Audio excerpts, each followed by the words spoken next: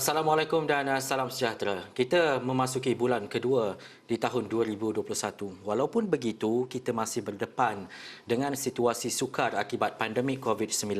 Setiap sudut kita memerhati, setiap sudut juga dan setiap detik kita menghitung bagaimana setiap masa untuk kita mahukan perkara ini berakhir. Dan fokus kita bukan apa yang berlaku sebelum ini, tetapi fokus kita untuk melihat cabaran yang didepani akan mendatang. Dan juga saya Ihsan Dahlia dari World Trade Center Kuala Lumpur, kita saksikan fokus minggu depan.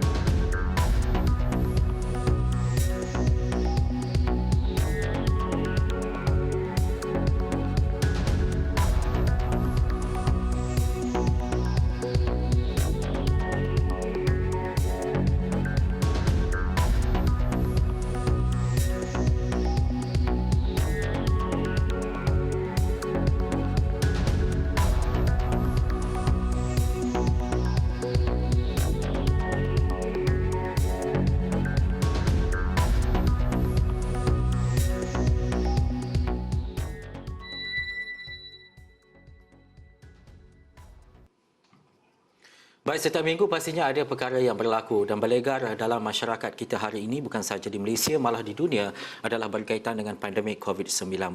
Seperti yang umum tahu, yang mana Perintah Kawalan Pergerakan PKP di seluruh negara kecuali Sarawak yang dijadual berakhir pada 4 Februari 2021.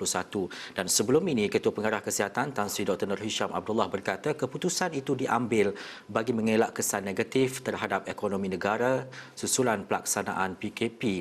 Dan juga PKP yang dijadual berakhir pada 4 Februari ini akan disambung dengan pelaksanaan Perintah Kawalan Pergerakan Bersyarat ataupun PKPB.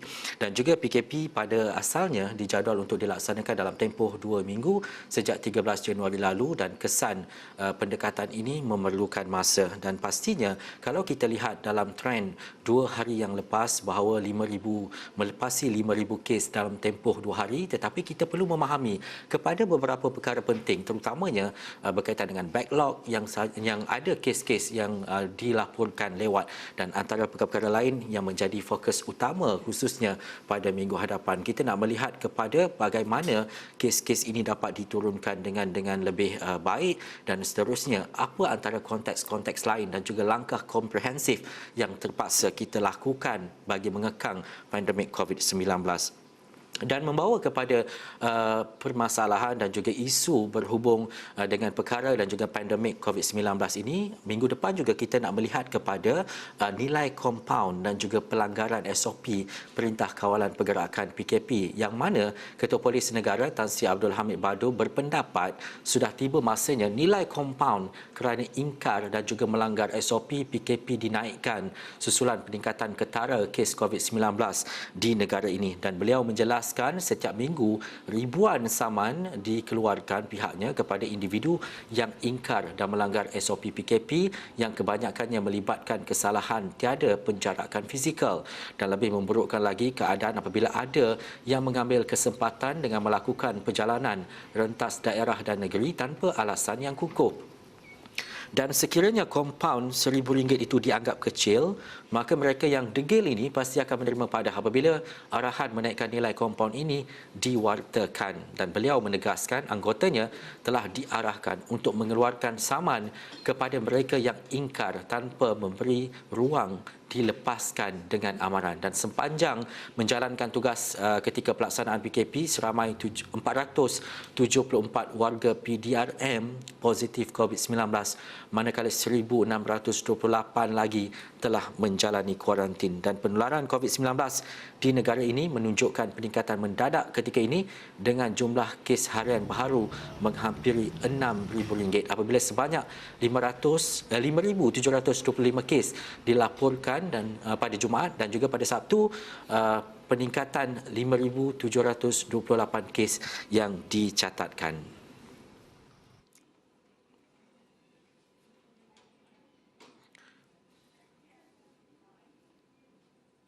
Baik, susulan daripada keadaan dan juga situasi itu pastinya kita nak melihat pula, dan ini antara laporan dan juga berita yang sebenarnya baru saja diterima berkaitan dengan draft pindahan Akta 342 kawalan dan juga pencegahan penyakit berjangkit mengikut ordinan darurat telah dikemukakan kepada pejabat peguam negara, dan Ketua Pengarah Kesihatan Tan Sri Dr. Nur Hisham Abdullah berkata pindahan itu jika diluluskan akan mengenakan kompaun dan juga denda lebih tinggi bagi kesalahan kerana gagal mematuhi prosedur operasi standard SOP Perintah Kawalan Pergerakan PKP.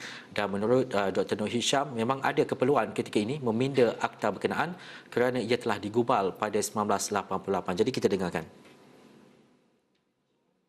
Jadi kalau kita lihat sekarang ni untuk compound Akta 342 maksimal ialah 1,000 saja. Iaitu akta ni telah kita draftkan pada tahun 1988. Jadi memang ada keperluan untuk kita buat pindaan. Jadi pindaan telah pun kita draftkan dan kita serahkan kepada IG. Jadi sekarang ni kita menggunakan ordinan darurat untuk kita buat pindaan tersebut. Baik, itu berkaitan dengan COVID-19 dan juga antara perkara lain kita nak melihat adalah bagaimana Selangor selepas ini, selepas beberapa hari menunjukkan bilangan kes yang mendadak melepasi 3,000 di Selangor sahaja, tetapi antara perkara lain dan juga fokus utama adalah apa yang akan berlaku esok. Meskipun masih berdepan dengan situasi penularan COVID-19, beberapa program sambutan Hari Wilayah Persekutuan 2021 pada 1 Februari iaitu esok masih diteruskan dengan pematuhan rapi segala prosedur operasi standard SOP yang sesuai dengan norma baharu, dan sambutan bertema dengan wilayah persekutuan, wilayah perhatian itu akan dimulakan dengan program wilayah persekutuan bermunajat selepas solat maghrib di masjid dan juga di surau di seluruh Kuala Lumpur, Putrajaya dan Labuan secara dalam talian. Walaupun ia disambut dalam suasana Perintah Kawalan Pergerakan PKP tanpa perhimpunan mahupun perayaan, ia tetap akan menjadi sambutan bermakna kerana sambutan itu lebih menekankan kepada penghayatan dan juga budaya cakna dalam kalangan warga wilayah persekutuan. Dan antara perkara lain, antara program yang menjadi penekanan adalah pelancaran 5MY yang bertujuan membantu golongan miskin bandar, projek rumah mampu milik ataupun residensi prihatin serta projek pembangunan semula bandar ataupun urban renewal yang dijangka memberi manfaat untuk jangka masa panjang. Dan kami di Astro Awani sepanjang minggu depan juga memberi fokus kepada perkara-perkara ini. Adakah kelestarian hidup di bandar itu mencapai status yang sangat baik dan juga sangat membanggakan? Adakah mereka hidup selesa di bandaraya besar seperti di Kuala Lumpur, Putrajaya dan juga Labuan? Najib Arif penyampai dan juga wartawan kanan Astro Awani bersama saya ketika ini. Najib Arif menghasilkan 2 laporan yang akan disiarkan malam ini dalam 7.45. Fokusnya apa?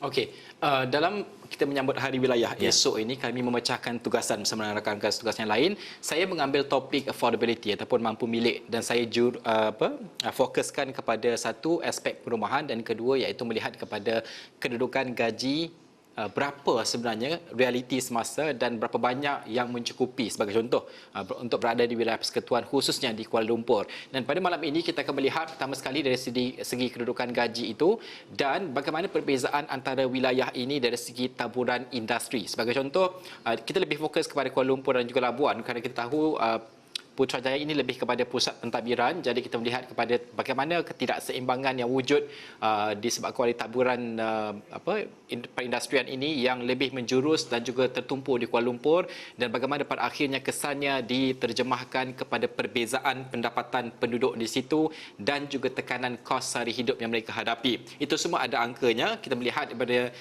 jumlah-jumlahnya, dan daripada segala perkara ini apa yang kita mahu baca dan juga nilai analisis adalah apa bentuk penambahbaikan yang kita perlukan dalam segi pembuatan dasar dan sebagainya.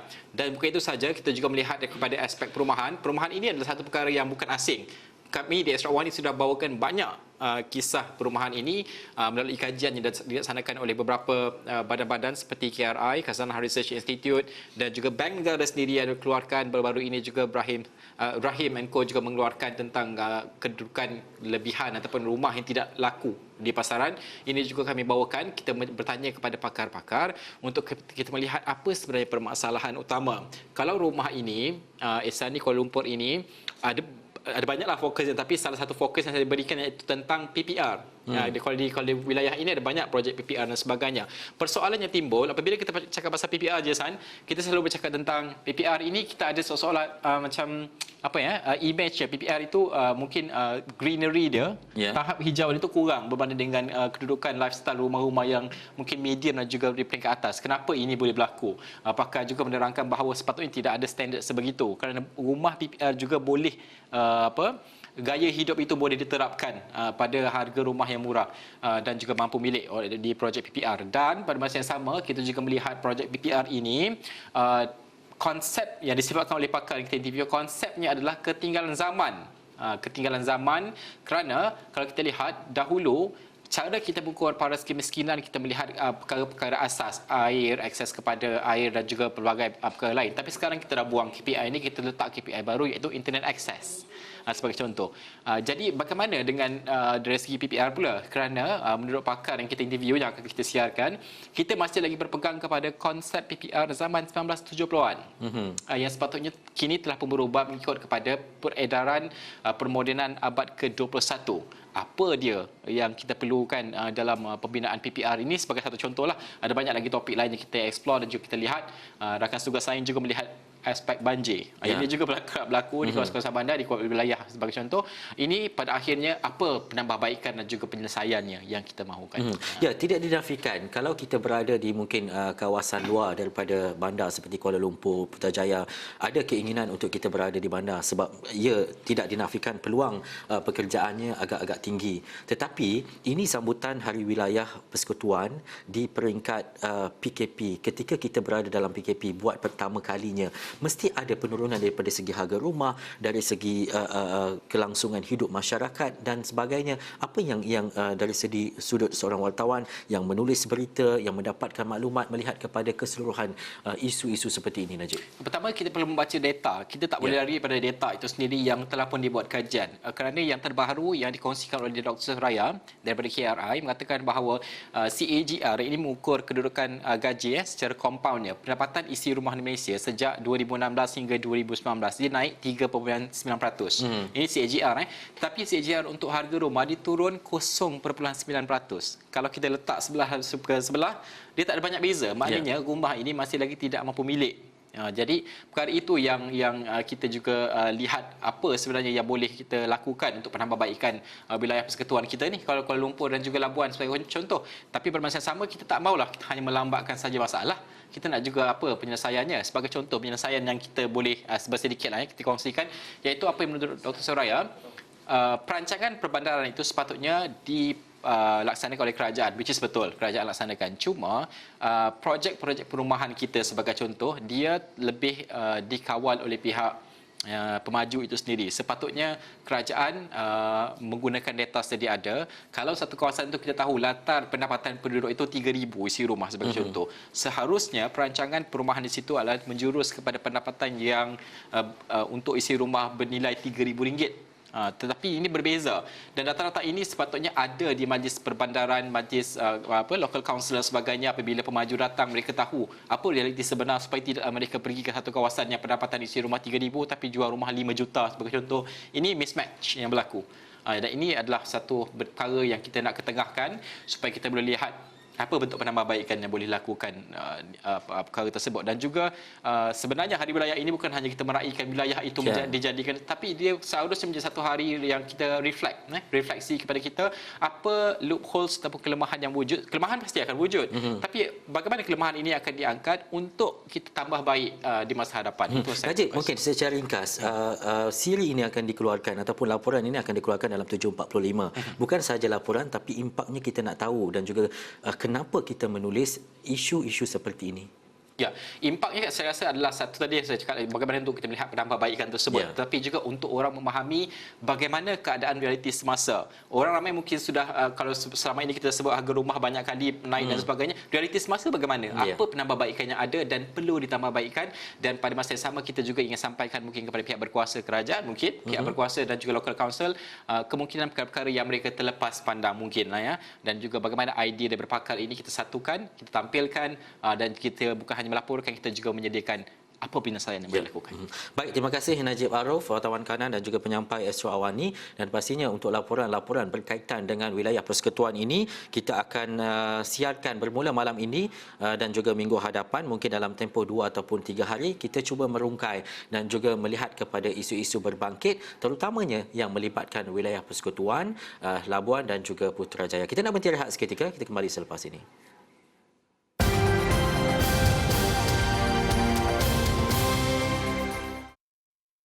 Baik, kembali dalam fokus minggu depan. Bukan saja kita bercakap berkaitan dengan situasi dan juga keadaan semasa berkaitan dengan pandemik COVID-19, dan juga tadi kita bersama dengan Najib Arif bercakap berhubung dengan sambutan Hari Wilayah, tetapi kita melihat kepada dasar yang lebih kita boleh terjemahkan dalam kalangan masyarakat dan juga senario terkini apa yang berlaku di bandar-bandar besar terutamanya di wilayah Persekutuan Kuala Lumpur, Labuan dan juga Putrajaya. Tetapi bagi peminat sukan, fokus yang akan kita beri tumpuan ini adalah berkaitan dengan undian anda. Adakah anda telah pun mengundi Datuk Nicol David untuk anugerah atlet terunggul sepanjang zaman? Yang mana bekas Ratu Squash Negara Datuk Nicol David mendahului undian dalam talian bagi memburu anugerah atlet terunggul sepanjang zaman sukan dunia ataupun The World Games, yang mana pemegang tahta pemain nombor 1 dunia selama 9 tahun ini berusia 37 tahun, merupakan wakil tunggal dari rantau Asia bagi anugerah berkenaan. Orang awam boleh mengundi sebenarnya juara dunia sebanyak 8 kali ini dari Malaysia, iaitu di www.theworldgames.org. Pada 20 Januari yang lalu sebenarnya 10 calon dengan undi terbanyak akan disenarai pendekkan, manakala pemenang gelaran tersebut akan diumumkan pada 1 Februari iaitu esok.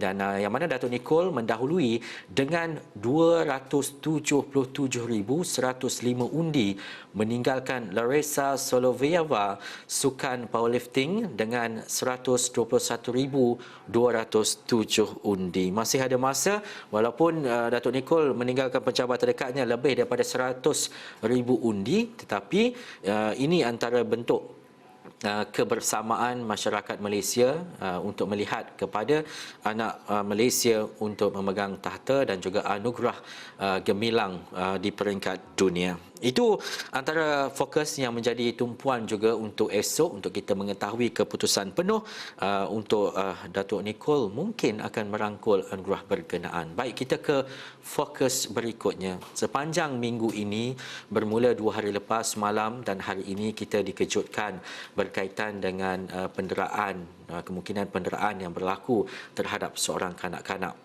Dan ia menjadi perhatian adalah berkaitan dengan kematian Allahyarham Zubaidi Amir Kushairi Abdul Malik, yang mana tindakan-tindakan ini kita akan dapat saksikan dalam minggu hadapan bagaimana perjalanan kes ini berlaku, yang mana hari ini kerajaan menyatakan bahawa tidak akan berkompromi terhadap mana-mana kesalahan melibatkan hak dan juga kebajikan kanak-kanak.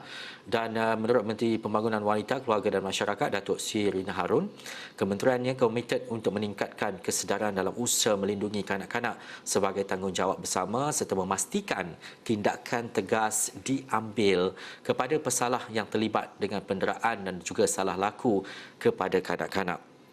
Dan menerusi satu kenyataan, beliau turut menegaskan kematian Allahyarham Zubaidi Amir Kushairi Abdul Malik disiasat segera dengan teliti dan hukuman yang tegas dan setimpal diberikan kepada pesalah agar perkara sebegini tidak berulang. Dan ia sepatutnya dijadikan pengajaran kepada para ibu bapa yang cuai dalam penjagaan anak-anak, termasuklah yang melakukan penderaan dan juga salah laku kepada kanak-kanak. Beliau pada masa sama menzahirkan rasa hiba dan kesedihan atas kematian Allahyarham pada 29 Januari lalu. Dan Rina turut menyeru agar rakyat Malaysia menjadi mata dan juga telinga kepada pihak kerajaan dan terus memupuk sikap ambil peduli kepada masalah kejiranan setempat agar dapat terus melaporkan sebarang kecurigaan yang berlaku di kawasan kediaman masing-masing kepada pihak berkuasa, dan rakyat juga disuruh untuk melaporkan terus kepada sebarang kejadian sebegini di talian kasih 15999 dan talian WhatsApp di 0126159999 yang beroperasi 24 jam. Yang mana orang ramai juga boleh membuat laporan di 108 pejabat kebajikan masyarakat daerah di seluruh negara atau balai polis yang berdekatan. Memahami isu ini dalam masa yang sama, masyarakat dan juga jiran tetangga boleh memainkan peranan menjadi mata dan juga telinga pihak berkuasa dalam keadaan negara sedang menjalani perintah kawalan pergerakan PKP ketika ini. Saya nak mengambil sedikit apa yang dinyatakan oleh pakar psikologi kanak-kanak Datin Dr. Mariani Mat Nur yang menyatakan bahawa jiran tetangga boleh membuat aduan sekiranya ada berlaku ataupun mendengar sama ada jeritan ataupun tangisan yang luar biasa dalam kalangan kejiranan itu sendiri. Jadi kita dengarkan. Sebenarnya masyarakat terutama jiran tetangga boleh memainkan peranan sebagai mata-mata, ya, kita katakan mata-mata lah, ya. Kerana apa? Kerana kita ada gadget, kita ada alat teknologi yang begitu canggih. Sekali telefon aja kita dah bantu dapat menyelesaikan masalah. Sekarang bukan masa takut untuk orang kata apa? Jangan jaga tepi kain orang. Sekarang masanya dalam keadaan PKP, kita perlu jaga, kita kata kita jaga kita.